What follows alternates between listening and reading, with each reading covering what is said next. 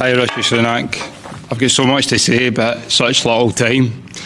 My name is John Watt, and I'm one of the COVID vaccine injured in this country. I want you to look into my eyes, Rishi Sunak, and I want you to look at the pain, the trauma, and the regret I have in my eyes.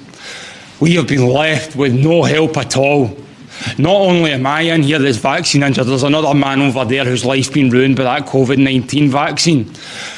I know people who have lost legs, amputations. I know people with heart conditions like myself, Rishi Sunak. Why have I had to set up a support group in Scotland to look after the people that have been affected by that COVID-19 vaccine?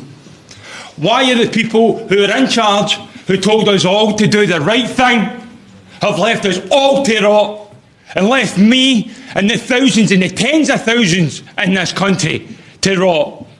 Rishi Sunak, look me in the eye. When are you going to start to do the right thing? The vaccine damage payment scheme is not fit for purpose. In Scotland right now, according to the yellow card system, there are over 30,000 people that have had an adverse reaction to that vaccine. And 200 deaths. John, thank you very much indeed for your question. It's time for you to start doing the right thing, Mr. Rishi Sunak, and the rest. You've made a really strong point, John. Prime Minister. Yeah, John, well, I'm very sorry to hear about your personal circumstances, and you said someone over here also seems to have suffered by a similar thing. Now, obviously, I don't know about the individual situation that you're in. Rishi. We're silenced. Well, on social media and everything. Okay. We are silenced. We are the most silenced people in this country. Silence in the press because my story in the press had to go to the government for comment, and they made them take all the stuff out. Forgive me both. I know, I'm happy. No one. Okay, John. No one is saying. No one's saying you yeah. Okay. I've lost my house, my wife, and a successful career. And sir, you raised some very valid points, I'm sure. What I've got to say is, though, we haven't got you on microphone, and as you know, we've got to get through this.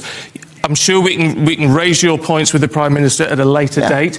But in the meantime, Prime Minister, if you can cover the issue. I'm very happy to. So there is a vaccine compensation scheme that's in place, as you alluded to, in the NHS. Obviously, everyone individually will work through their cases. It's difficult for me to comment on anyone's individual case. I'm sure you'll appreciate that. I'm very happy to go and look at the cases, and I'm sure you'll get them to the team here. I mean, I'm very saddened and shocked to hear that you've been silenced by anybody. That is surprising to me. So please do get your details to Stephen and the team, and I will happily take that away. Of course, you should better speak about your experience, what's happened to you. And as I said, we have a compensation scheme in place for that, and I'll make sure that we're working through that. Obviously, I think you'll appreciate it's hard for me to comment on your specific circumstances, just not knowing them, and those things are... Forgive me, sir, we haven't got a microphone on this, so our viewers and listeners won't be able to... I think the last thing I'd say is, we went through a pandemic, like everyone else.